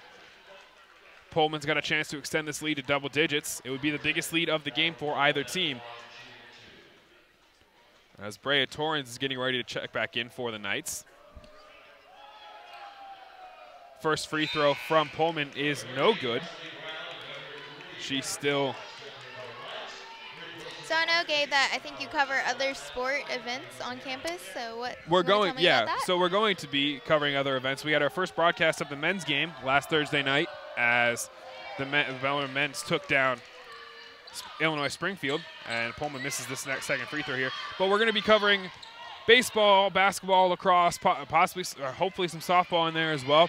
Any of the spring sports that are coming to mind that Bellarmine plays, we're going to hopefully be on the air for at least a few games as Torrens gets this ball at the top of the key, now sends it to Harney. She puts this shot up from 15 feet. He gets it to fall, and it's 40-36. 5 seconds left in the third quarter. Pullman's going to bring it across the timeline. 3 seconds now, down to 2. Heberg has a shot from 3 to fall at the buzzer. She gets it to fall, and Jordan Heberg hits the buzzer beater, and it's a 9-point game going into the fourth quarter. Well, our girls can still pull through. The fourth quarter is the highest scoring quarter for Bellarmine, actually, by far. It's the only they scored almost 100 more points in the fourth quarter than any other quarter so far this year at 426. But as I was mentioning before, that hectic end of the third quarter there, we are going to have more sporting events covered coming up within the next couple weeks and months as the rest of the season comes down towards the end. Oh, that's so sweet. Look at our mascot carrying one of the cheerleaders right now. Hope someone's grabbing a picture of that real quick. There's got to be someone out there that is, as we're getting closer and closer to the fourth quarter. It's been a lot of fun being on the air here with you today, Molly. I know. Thanks for having me. Yeah, it was a lot of fun seeing Dr. Donovan come on the air with us as well. That was nice, and we got to talk to Doug Orme, the voice of the Bellarmine Men's Knights on the AM radio station that covers Bellarmine. And we will have the men's game and the women's game hopefully against the University of Indianapolis on Thursday, and then Lewis University on Saturday. The women and men travel to Bellarmine once again. And then my plan, at least, is to possibly be covering the baseball game on Sunday for the Bellarmine Knights. Very nice. So we'll have a lot of sports coming up here on Bellarmine Radio, and the other cool thing that we're going to hopefully be doing on Thursday and Saturday is we'll have a multi-camera broadcast. So we'll have, we've got our one camera that's in front of us right now if you're tuning in on the YouTube stream, but we'll have multi-cameras. So we're going to have hopefully 4 camera operators, and so that'll be a lot of fun. We'll get a lot of different views. We're going to have a fan cam from inside Knights Nation on the other end of where you can see from here. We'll have another camera from right there hopefully on Thursday. So I wish you good luck weather. Thank you. Yeah, thank you. Good weather. I was hoping it won't rain or snow. How can the audience get it onto the YouTube? So you'll go to Bellarmine Sports Broadcasting on the YouTube page, and if you're there, if you're listening on Bellarmine Radio right now, you can go to YouTube YouTube Live. As that was almost a 5-second call to start this half, as Pullman now controls and drives in on the right side, trying to find Heberg. And she now gets an entry pass is deflected away by Barry, collected by Hunter. And we've got a traveling call. Yikes. I'm not sure if that was Taylor Hunter. Got the crowd booing right now. They're not too happy with the ref. Not sure if that was Taylor Hunter or Presley Brown that traveled there, but either way, the student section's getting pretty rowdy. The Knights faithful here are not happy with that call as Bellarmine's down 9. Heberg puts this one up from the corner of the 3-point line. Excuse me. Can't get to the fall, though. The rebound pulled down by the Knights and brought across the timeline by Torrance. Making a move inside and not able to get the layup to fall was Presley Brown.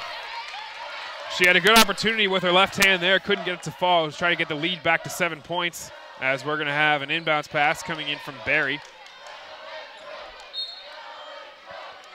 Now it's over to Hunter, and Torrance is going to come up. Barry thought about the 3, makes a move inside. Right-handed shot, is good on the floater from 12 feet. 7-point game now as Barry gets her second and third points of the night. 2-2-1 press coming from Bellarmine once again. We've seen it so far almost this entire game today. And we're going to get a shoving foul on the inside there. I believe this one's going to be up on Taylor Hunter once again. It's her first foul of the night. Actually, excuse me, it's Jalea Dowell, who recently checked in the freshman center, checked into the game. She gets her first foul of the night, and we're going to get a traveling call on Shaylee Flooring. Another turnover from Mckendree. That's going to be their 18th turnover of the night. Bellarmine has 12, and that's something the Knights are going to need coming down the stretch if they're going to come back in this game down 7. And Gabe, can't anyone get involved in Bellarmine Radio? Yeah, so any student who is interested, just email to gsmith4@bellarmine.edu if you would like to get involved with Bellarmine Sports Broadcasting, as this one's turned over by Jalea. She's trying to get the pass to Barry on the inside. It was intercepted there. I think it was Pullman that intercepted that ball, and it was Heberg that took the interception there and came down in transition and got fouled by Jalea. By Jalea Dowell. That's her second foul in the last minute or so. But like I said, if anybody does want to get involved in Bellarmine Radio, Bellarmine students that want to get involved in Bellarmine Radio sports broadcasting, just email me at gsmith4@bellarmine.edu. What are some of the options they have if they don't want to come to games or if they don't have the availability to come to games? Yeah, so there's also other with Bellarmine Radio. We have plenty of students that host shows, and we have other things going on there. And now with our new equipment that we use for sports broadcasting, as the shot was missed by Heberg and collected by Florian, an offensive rebound. And now it's a 10-point game once again. Heberg got the first free throw to fall, missed the second one. But if you do want to get, like I said, involved with Bellarmine Radio, let us know, and whatever you want, whatever you're hoping to do, as Barry gets called for a travel here. Coach Dugan coming undone over there on the bench, frustrated with her team. 46-36 is the score. The Knights are going to have to get something going quickly as Zilka checks back in for Pullman. And pass stolen there. Nice job by Presley Brown to get the steal, as now the Bellarmine Knights have a chance to get this lead back to single digits. Torrens can't get the shot to fall. Rebound fought for by Barry, and we're going to get a jump ball. That was rough. Really good hustle there from Michaela Barry. Scrappy play from her. Possession arrow goes towards Bellarmine. Michaela Berry's pretty aggressive. She has been very aggressive, playing a lot of scrappy basketball today. And I think that's one of the things that this whole team and Coach Dugan likes about the way she plays. Kept possession of the ball for Bellarmine with a new shot clock, as Mayhouse fakes the handoff. Now thinks about the shot from 15. Decides to pull it back out. And it's Brown. She makes a move inside. Left-handed layup. It is good. Nice job by Presley Brown. She gets on the board for the first time tonight. It's an 8-point game. Press works from Bellarmine. They've created another turnover. Now it's Barry. She thinks about the shot on the left side. But the Knights are going to put out. Harney's going to pull from 3, and she gets it to fall. That was a good one. Quickly back to a 5-point game as Bailey Harney hits her second 3 of the night. She has 8 points, and it's a 5-point game. The press creates a turnover, and then Harney pulls from just outside the 3-point line to the top of the key. And we have a 5-point game. 30-second timeout now called They can do it. by Mckendree. Bellarmine putting some pressure on it. Felt like Mckendree had a chance to pull away. They're up 10 points, but the Knights are able to get back and make some good plays there on the defensive side of the ball. Presley Brown got on the board for the first time with her layup there, and then was able to help create the turnover on this 2-2-1 press. Very aggressive play. Yeah, so Dave, where's the radio located on campus? So we're in Clayton Hall, right above. If you are a Bellarmine student, you know where UDH is. We're actually right above there. So you can come check out the radio studio there, or you can come check us out at games. We're on the stage right behind the basket here, right next to the band.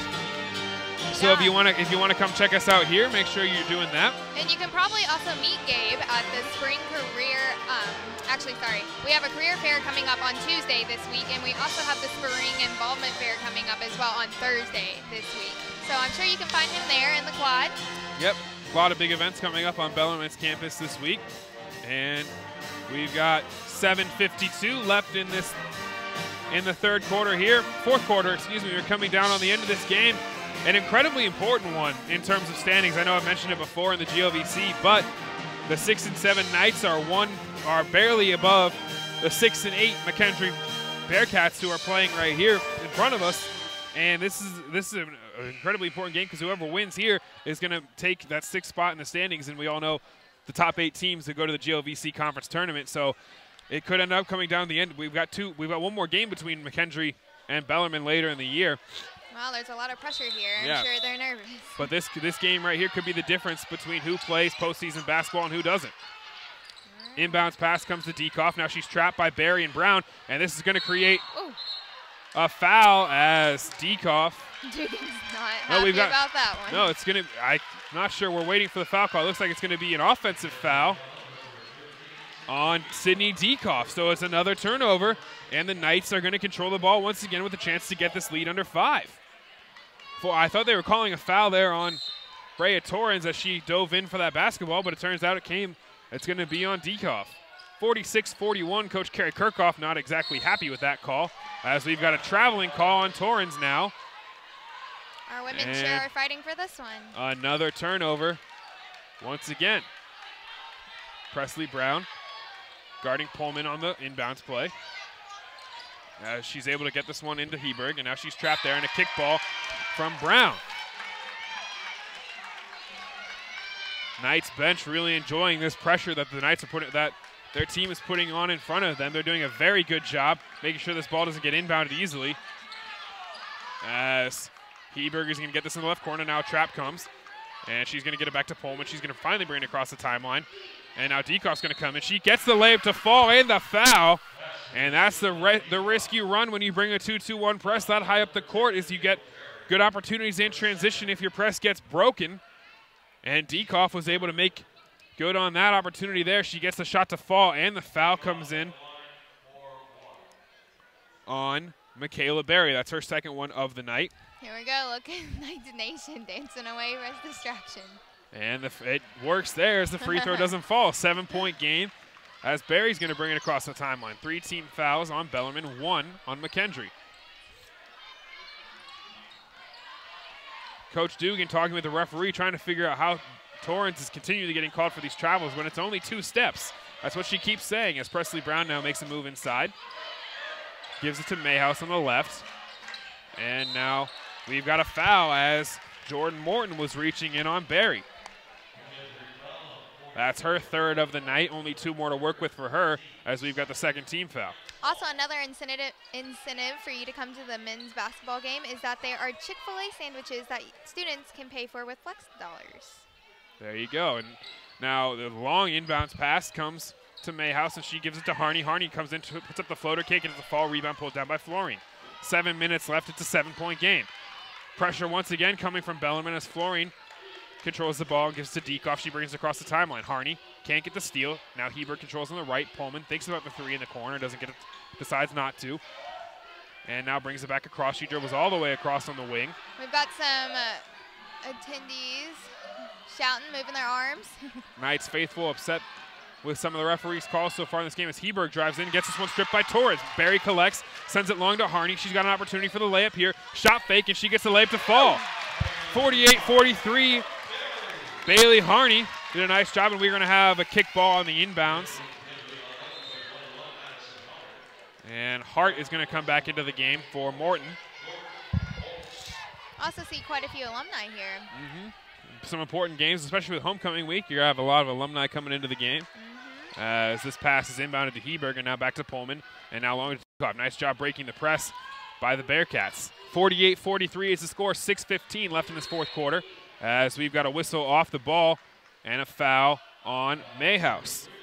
That's going to be her 4th of the night, so she only has 1 more to work with before. Oh, excuse me, that is only her 3rd. I had miscounted my own, so that's her 3rd. So she's got 2 more to work with. 1 more foul, though, for Bellarmine before Mckendree's in the bonus. Nice strip there by Torrance, collected by Florian, and now blocked again. Torrance, really nice job on the defensive end there. She's going to bring it across the timeline, and she leaves for Presley Brown, and she gets the layup to fall, and it's a 3-point game. Another timeout called by Mckendree, and the Knights are excited here as they're going to come back to their bench and try to draw something up. 48-45. Bellarmine, it's their best quarter so far all year, and they're showing us why right now. Only down 3 points. They've started their comeback with 6 minutes left here in the 4th quarter. A lot of good basketball being played by Bellarmine. And their press has been working these last 4 minutes. Now, Molly, are there any other events coming up on campus this week that any students out here need to know about? Well, on the top of my head, I can tell you that tomorrow, Sunday, I encourage you to follow Bellarmine Snapchat. It's Bellarmine U, and you can look at all the events there because my internship right now is in the Bellarmine Marketing and Communication Office. So weekly, I post all the events via Snapchat, and you can go there and it'll show you Sunday through Sunday. And it's every week, but the ones that I remember on the top of my head are the career development, career fair, and the involvement fair coming up. Those are the main 2. Both coaches giving an earful to the referees as Coach Kirchhoff for Mckendree was about 6 feet off of her bench there before we came out of this timeout as Harney was putting on a lot of pressure, trying to create the turnover. Presley Brown is able to get a hand on it. Whoa. And now we've got 2 seconds left before a 10-second violation. We've got the team on their feet. Mckendree knows they have to get this ball across the timeline quickly. 2 seconds to get it across the timeline, or we're going to have another turnover for the Bearcats. And we're going to have a 5-second call. So either way, they only had 2 seconds to get it across the timeline, but we get a 5-second call before that. And the Knights are going to gain control of the basketball underneath their own basket. Mckendree's coach is getting nervous, and she's got her hands on her hips. 22 turnovers now in this game for Mckendree, as Torrance controls the ball at the top of the key. 5.5 minutes left. 48-45 is the score. Knights are down 3 as Mayhouse gives to Barry. Now back to Mayhouse. Barry on the almost loses control and does end up losing control of the ball. And not a great pass there from Allie Mayhouse.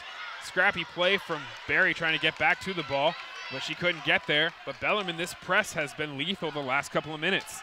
Also, if you want to know any of these basketball players more personally, on Monday nights there is a new RSO called Encounter, and it's the Bellarmine Christian Fellowship, and some of our men basketball players has just started it.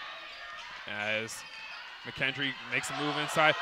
And a lot of this Bellarmine bench thought there would have been a travel there on the shot from Pullman. It didn't fall. She had a good opportunity with the right-handed layup, but couldn't get it to fall. Now we've got a foul called on Madison Hart. That's her third team foul of the quarter for Mckendree. 2 more fouls in there, and Bellarmine's going to be in the bonus. Schwartz was going to come check in, but is pulled back to the bench by an assistant coach over there. Also, if you want to see another list of events, I would encourage you to log into Engage, and you can look up all the events there, including surf classes. As Torrance is going to bring the ball across the timeline, she swings it to Brown on the left. And now nice pick and roll move there from Barry. She got double teamed. She's going to bring it back out to the top. Mayhouse now controls, gives it to Torrance on the right. Presley Brown trying to create space in the paint. As now Mayhouse gets fouled there. Hard hit laid down on Mayhouse by Florine. And that had to hurt the tailbone. That did. That looked like it was a rough play right there. Just under 5 minutes, Gabe. How do you feel? We're in for a treat in the last part of this game as the ball has been put down by the referee. Coach Dugan pulled her team over there, and there was no timeout called, so the referee put the ball down and started his 5 count. Bellarmine gets it in anyway. 48-45 is the score as Brown makes a move inside. Layup is good. 48-47. Presley Brown now has 6 points in this half as Dekoff's going to bring it across the timeline. They break the press easily with an over-the-top pass, but a trap in the corner now. Barry and Torrance as Bellarmine creates a turnover. Presley Brown was falling out of bounds, trying to save it, and I think we're going to trying to see what the referee's call was. As Schwartz is going to check back in. 1 point down. Oh, my goodness. The referees are going to talk through this one a little bit, trying to figure out what the call is. It's either going to be an out of bounds for Mckendree or we're going to have a foul call. I'm proud of Presley Brown, though. That was a good fight. Really nice play made by her there, but she might have been on the out of bounds line as she collected the ball, and that's what the referee is saying she was. So we're going to have an inbounds play from Mckendree here. 48-47, this game is getting intense. Knights Nation and the rest of the Knights faithful here are not happy with the referees right now. But the scrappy defense played by Bellarmine has really brought them back into this game. Inbounds pass comes to Dekoff. And now up the top of the key, that's Heberg. Inside to Florine. She's got Mayhouse on her back playing defense there. And now the 3 comes in and is made by Dekoff. It's actually a 2. Her foot was on the line. And it's 51-47. And Harney fakes the 3 and sends it back to the top. That's Schwartz. Now over to Barry on the right side. Barry makes a move inside. Puts up a shot from the left with her left hand. Nice layup there. She got her right, was able to get around Shaylee Florine. And Barry with another 2 points for Bellarmine. 51-49 now the score. Woo! And that's going to be a charge call. Easy call for the referee there as Madison Hart went barreling into Barry. And that's another turnover for Mckendree. The Bellarmine bench really happy with Michaela Barry. She's played a very scrappy game. Only scored 5 points by my count. This is escalating quickly. She's created a lot of turnovers and played some really good defense tonight. As that's the 25th turnover of the night for Mckendree. 51-49 is the score now. Sorry, Mike, Sorry, no, it's okay. As a reminder, most of our games are Thursday nights and Saturday afternoons. And Barry's going to make a move inside, puts up the floater. It's good, and this game is tied. Woo! Barry with another basket there, and it's tied 51-51 with 3.5 minutes left. We've got some of the crowd on their feet. And now Florian gets the entry pass, can't get the shot to fall. Rebound pulled down by Schwartz, and the Knights have a chance to take the lead. 3 minutes and 20 seconds as we have some players getting tangled up off the ball in the backcourt.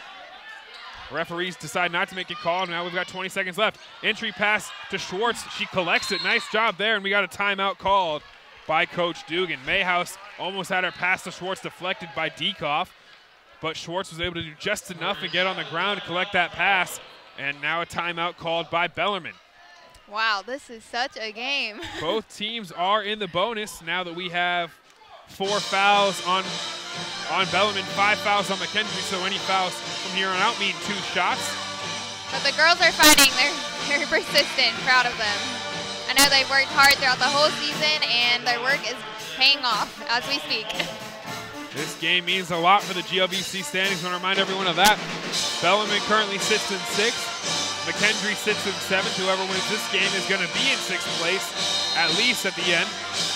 And that's important because only the top 8 in the GLVC are going to make it in. And we still have this game, the finish of this game, and then a couple more, including one more between Mckendree and Bellarmine coming down towards the end of the stretch. So this game could mean that you're playing in the postseason as we come down the final stretch of this tough campaign for the Knights. Wow. Barry now controls on the left side. She swings it to Torrance. She thinks about the 3 and now brings it back out to Barry. Top of the key, it's Mayhouse. She's looking for a pass to Harney on the right. 1 second left on the shot clock. Harney's going to launch from 25 feet and gets it to fall. 54-51. Now we've got the crowd on the feet, all of them. Bailey Harney saw at the last second that there was 1 left on the shot clock and threw it up, and she got it to fall. Knights lead by 3, 2.5 minutes left in this 4th quarter. Knights faithful on their feet, 54-51 is the score. Heberg now at the top of the key for the Bearcats, and now it's Morton stripped by Torrens, and now Bellarmine running in transition. Torrens with the 2-on-2 opportunity. She's going to come in, left-handed layup, no good. Rebound pulled in by Pullman. She's going to bring it across the timeline for Mckendree. 2 minutes, 10 seconds left. Now it's Dekoff. She thinks about the 3, sends it back to Pullman at the top of the key. Now it's Morton on the left elbow. Heberg comes around off the screen. Now has the ball on the left wing. She's guarded by Harney. So much is happening so fast. I'm so impressed with you being able to say all their names. Dekoff's going to set this, shoot a 3. No good. Rebound pulled in by Harney. Sydney Dekoff got a good look there on the right wing. Couldn't get it to fall, though. Minute 46 left in the 4th quarter. It's a 3-point game. Torrance controls the ball for Bellarmine. She sends it to Mayhouse on the right elbow, and now it's Harney on the right wing. 14 seconds left on the shot clock. Harney gives to Schwartz. Now it's Barry on the left. Excuse me. Barry makes a move inside, controls the ball at the left elbow, makes the move, gets the right-handed layup to fall. Nice job, up and under move from Michaela Barry, and it's 56-51. That gives Barry 9 points on the night as Heberg controls on the right wing, gives it to Pullman. Down 5. Bellarmine trying to pull away in the 4th quarter. There's so much energy in Knights Hall right now. It's just so exciting. The ball goes into Morton. She's going to get the layup. No good. No foul call there. She collects her own shot, and we've got an offensive foul on Morton. Referees, I think, are going to discuss this one. It looked like Morton could have possibly been, that could have been in the restricted area, but we're not going to have a discussion. The team and is so happy. It's going to go down as an offensive foul. The team is so happy. It makes me happy. That's the 4th foul on Jordan Morton, so 1 more for her, and she will be ejected. 56-51, the Knights have a chance to make this a 3-possession game with a basket here. A huge 4th quarter for them. Michaela Barry and Bailey Harney have hit some big shots coming down the stretch as Downey is checked back into the game, and she brings it across the timeline. Ooh. Foul called as Callie Pullman reaches in on Presley Brown, and she's going to go to the line for 2. If she's able to knock down both of these, it'll be a 7-point game, 3 possessions. And Bellarmine will be more in control.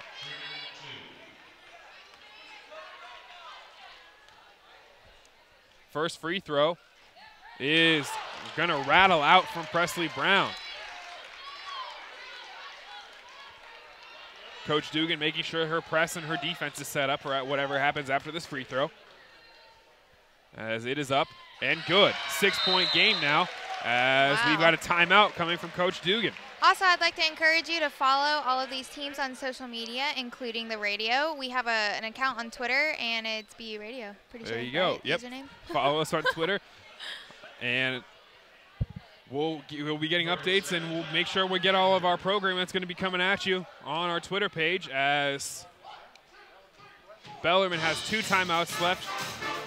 Bellarmine still has 2 timeouts left. Mckendree has 1 coming down this last 53 seconds. It's a 6-point game. That missed free throw from Presley Brown was big because it does keep it a 2-possession game.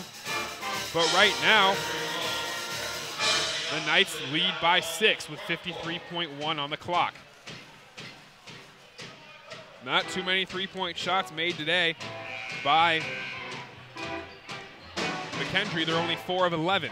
They've had 2 from Diekoff, 1 from Heberg, and 1 from Kraus. Also, if you're looking for a place to eat for this upcoming week, there's an alternative spring break fundraiser at Blaze Pizza on Shelbyville Road on Tuesday night from 4 p.m. to, I think, probably 9 p.m. So look that up on social media and support your fellow peers. Make sure you're heading out to Blaze Pizza and get some money for the alternative spring break.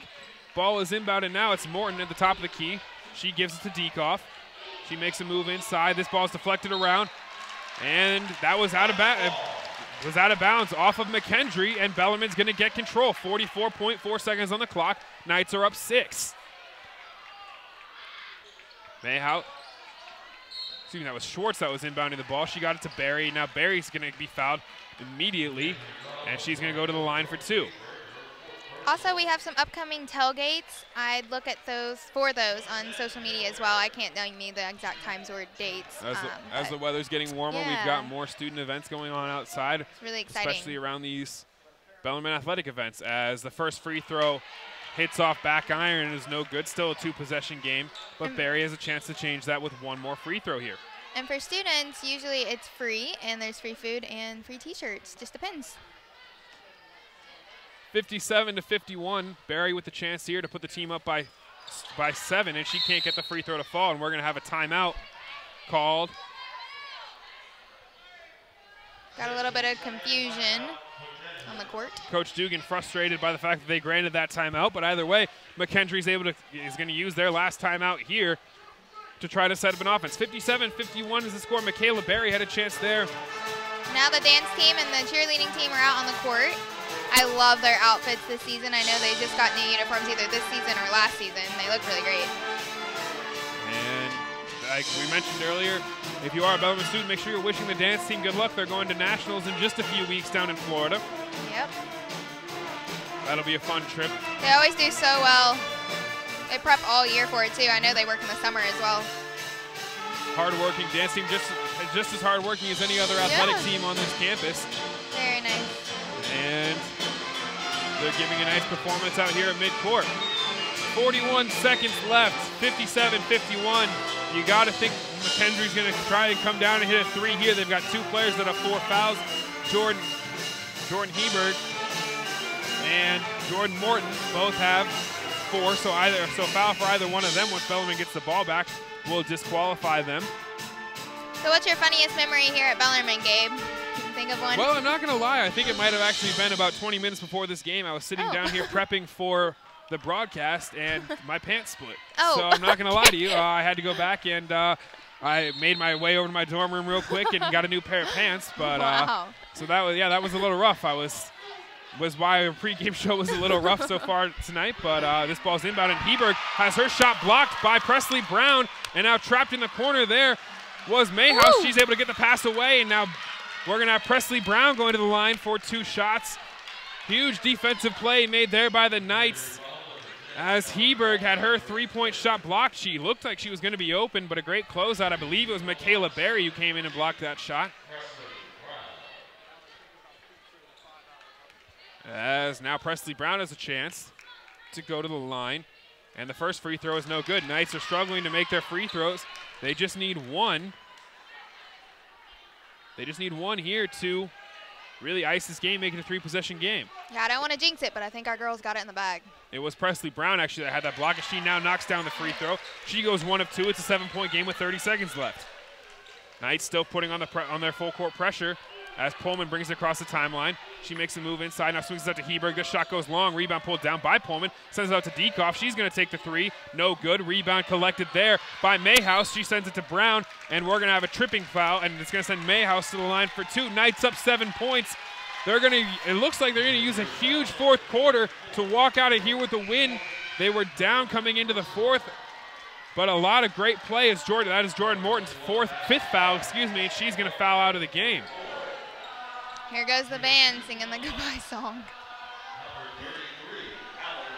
Huge game from the Knights. Huge 4th quarter from the Knights. And they put up 24 points in this quarter to Mckendree's 8. Pretty amazing. It's impressive. And they lead by 7 now. They were down 9 coming into this 4th quarter.